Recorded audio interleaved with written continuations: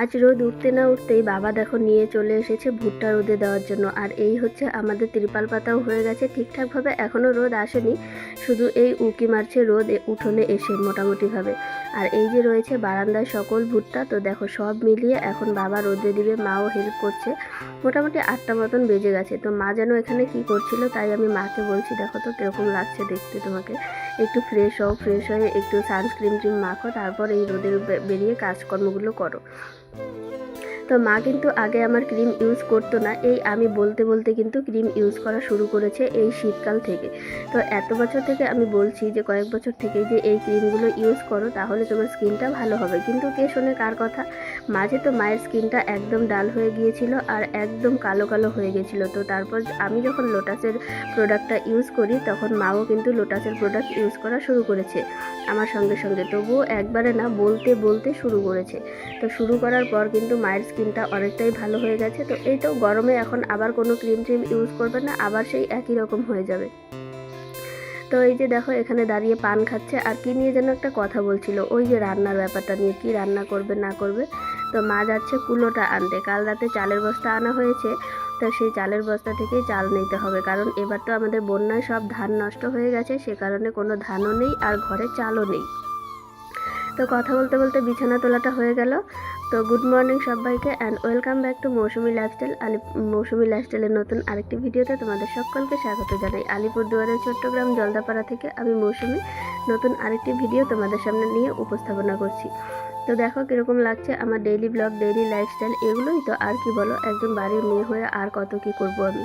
এটুকুই আমার দ্বারা যথেষ্ট কাজকর্ম, আর এক্সট্রা কিছু করার মতন উপায়ও নেই, কারণ বাকি সব কিছু মাই করে, এতটুকুই আমার কাজ থাকে, এতটুকুই আমি তোমাদের সঙ্গে শেয়ার করার চেষ্টা করি।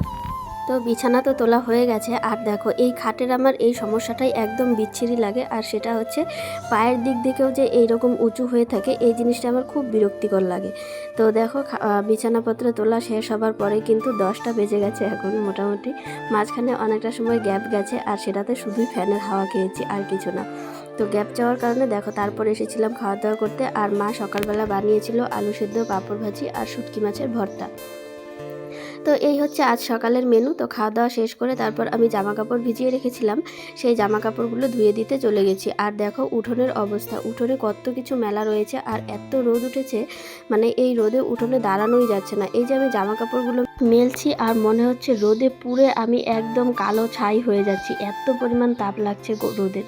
তো দেখো শাড়িটাও মেলা হয়ে গেল, আর এই যে উঠোনে রয়েছে ভুট্টা মেলা ও ভুট্টার মুলিগুলো মেলা, আর রয়েছে কিছু ছাড়ানো ভুট্টো। তো সব কিছু এখানে মেলা রয়েছে, সুপারি মেলা রয়েছে। আর এখানে কাপড় মেলতে গিয়ে দেখলাম এই জায়গাটাতে পড়ছে জল, তো এটাকে এদিক থেকে মানে গিয়ে ওই দিকে ত্রিপালটাকে টেনে দেবো, তাহলে যেন জলটা না পড়ে আর জিনিসগুলো ভিজে না যায়।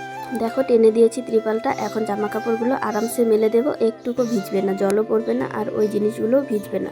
তো এখানে রয়েছে বেশিরভাগটাই দাদার জামা কাপড়, আর আমাদের পরার কিছু জামা কাপড় যেগুলো সকালে ছাড়া হয়েছিল সেগুলো ধোয়া হয়নি, তো ওইগুলোও মেলে দিয়েছি। আর এখানে দেখো বালতির কাপড়গুলো মোটামুটি মেলা শেষ, এখন রয়েছে হচ্ছে কি বাথরুমে কিছু জামা কাপড় রয়েছে, সেগুলো আনতে হবে। তার মধ্যে রয়েছে 3টে পর্দা, আর রয়েছে দাদার প্যান্ট। এই তো দেখো দাদার প্যান্টটা চলে আসলো, এখানে একটা মেলে দিলাম, এই জায়গাটা ফাঁকা ছিল, জায়গাও ছিল, আর ওইদিকে না হলে সবগুলোর জায়গা হবে না, যেহেতু মাঝে মাঝে ভুট্টা মেলা রয়েছে, সে কারণে জায়গা হবে না বলে এই জায়গাটাতে মেলে দিয়েছি। আর আজ জানো তো, আজ কিন্তু আমার মায়ের সঙ্গে ঝামেলা লেগে গেছিলো এই কি বলে এই ভুট্টা জামা কাপড় মেলা নিয়ে। আমি তো গরমের চোটে ঘরেই বসেছিলাম ফ্যানের নিচে, তো মা বলছে বারবার যে রোদ রয়েছে তাড়াতাড়ি গিয়ে জামা কাপড়গুলো ধুয়ে মেলে দে। তো আমি বলছি আমি পারবো না, আমার প্রচণ্ড গরম লাগছে। তো এই নিয়ে মায়ের সঙ্গে আমার ঝামেলা লেগে গেছে।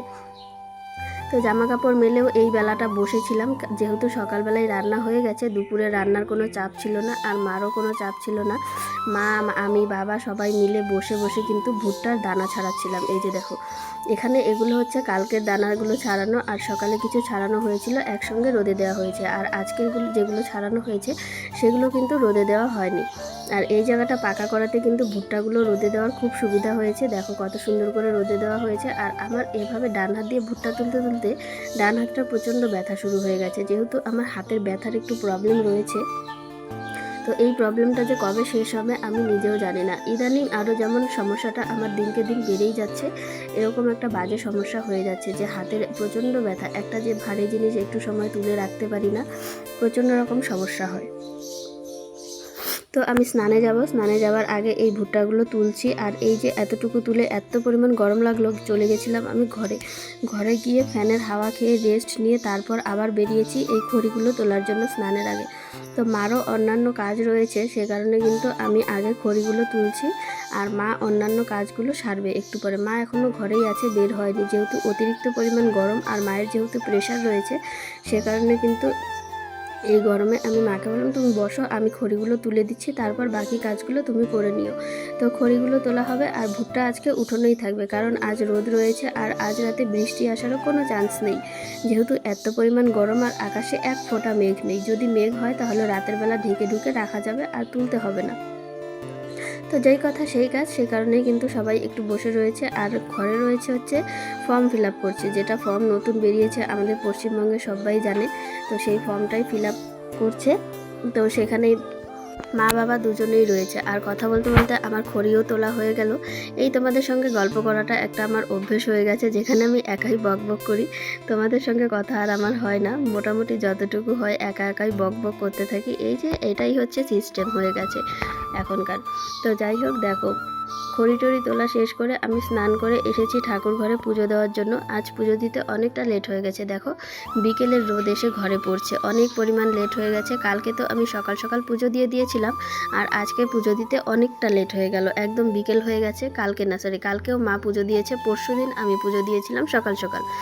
কালকে আমার স্নান করতে লেট হয়েছিল বলে মা পুজো দিয়ে দিয়েছে সকাল সকাল। তো আর এই কয়েকদিনের গরমে এতবার স্নান আর এত ঘাম, এত গরমে কিন্তু আমার প্রচণ্ড ঠান্ডা লেগে গেছে। আর এই ঠান্ডার জন্য এখন দম নিতেও কষ্ট হচ্ছে আমার, হঠাৎ করেই কিভাবে যেন ঠান্ডাটা লেগে গেল।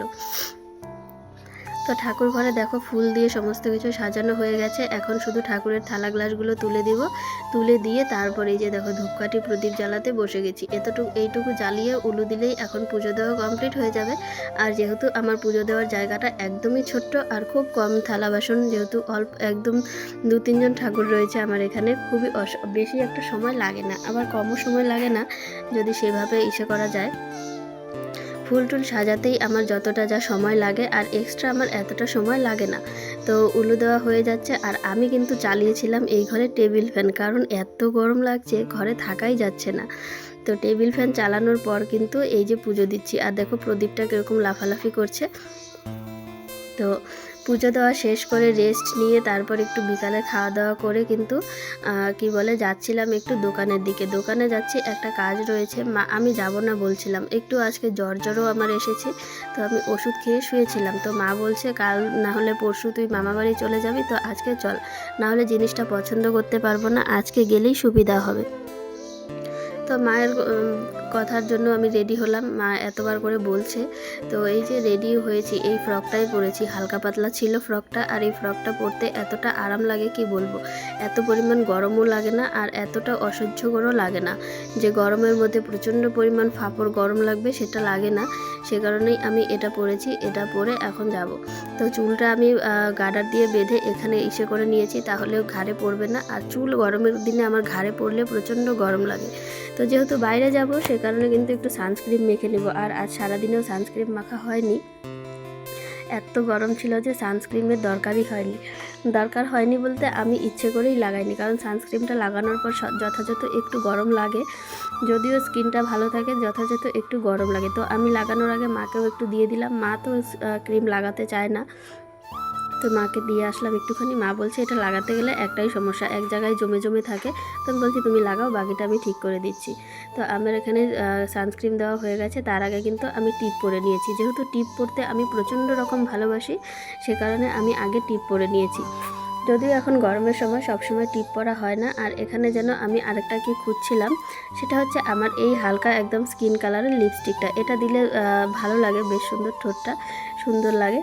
তো এই স্কিন কালারের লিপস্টিকটা একটু পরে নিলাম, ভালো লাগছে। মা বলছে লিপস্টিকও পরতে হবে, আমি বলছি কেউ বুঝতেই পারবে না এটা এতটা ম্যাট ফিনিশ আর স্কিন কালার। তো দেখো রেডি হয়ে গেছি, এখন বেরিয়ে যাচ্ছি দোকানে যাওয়ার উদ্দেশ্যে। তো মাও চলে যাচ্ছে, আমিও যাচ্ছি। তো হেঁটে হেঁটে যাচ্ছিলাম মা আর আমি, একদমই বাড়ির কাছে সে কারণেই কিন্তু এতটা চাপ পড়েনি। তো দেখো চলে এসেছি, ওই যে দেখো জায়গাটা বাজারের মতো লাগছে, তো এখানেই হচ্ছে সেই দোকান। তো জায়গাটা দেখতে অনেকটাই সুন্দর লাগে। চলে এসেছি মা আর আমি শাড়ি দেখার জন্য। তো এই যে হচ্ছে শাড়ির দোকান, আর শাড়ি কি নেব না নেব পরে তোমাদের সঙ্গে দেখাবো। তো আজকের ভিডিওটা তোমাদের সবার কাছে কেমন লেগেছে অবশ্যই কমেন্টে জানিও। আর ভিডিওটি ভালো লাগলে লাইক কমেন্ট শেয়ার করে সবাই পাশে থেকো, আর চ্যানেলটা সাবস্ক্রাইব করেও পাশে থেকো। দেখা হচ্ছে কালকের ভিডিওতে। আজকের মতো সবাইকে টাটা।